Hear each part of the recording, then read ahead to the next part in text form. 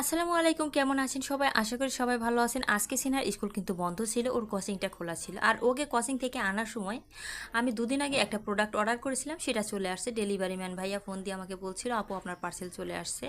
তো আমি আমার বাসার এখানে না নিয়ে এসে আমি ওনাকে বললাম যে ভাইয়া আমি রাস্তায় দাঁড়িয়ে আছি, আপনি আমাকে রাস্তায় দিয়ে যান। এতে করে ভাইয়াটার কিন্তু একটু কষ্ট কমই হবে।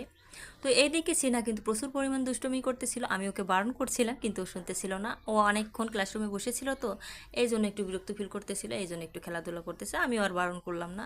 আর এই জায়গাটা হলো মির্জাপুর পুরান গেটের সামনে, মির্জাপুর ক্যাডেট কলেজ পুরান গেটের সামনে, এটা বললেই হবে।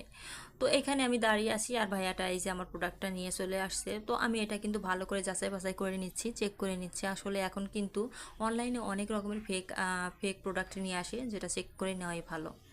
তো আমি ভালো করে চেক করে নিলাম, ভাইয়াটা আমাকে দেখিয়ে দেখিয়ে দিল, আমি দেখলাম যে হ্যাঁ সব কিছু ঠিকঠাক আছে। তারপরে টাকা দিয়ে আমি বাসার দিকে রওনা হলাম। আর হাতে অনেক কিছু ছিল, আর কাঁধে ব্যাগ ছিল, আমার আসতে একটু কষ্টই হচ্ছিল, অটো পাওয়া যাচ্ছিল না, যার কারণে হেঁটেই বাসায় আসলাম। বাসায় এসে আমি আবারও ভালো করে দেখলাম, আসলে প্যাকেটিংটা খুব সুন্দর ছিল, নষ্ট হয়ে যায় যদি, এই জন্য কিন্তু এরকম করে প্যাকেটিং করে দিয়েছে।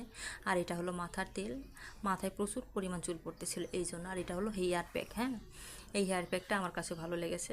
সব মিলিয়ে আমি ভালো লেগেছিল বলেই অর্ডারটা করেছিলাম। তো ভালো থাকবেন সবাই, আল্লাহ হাফিজ।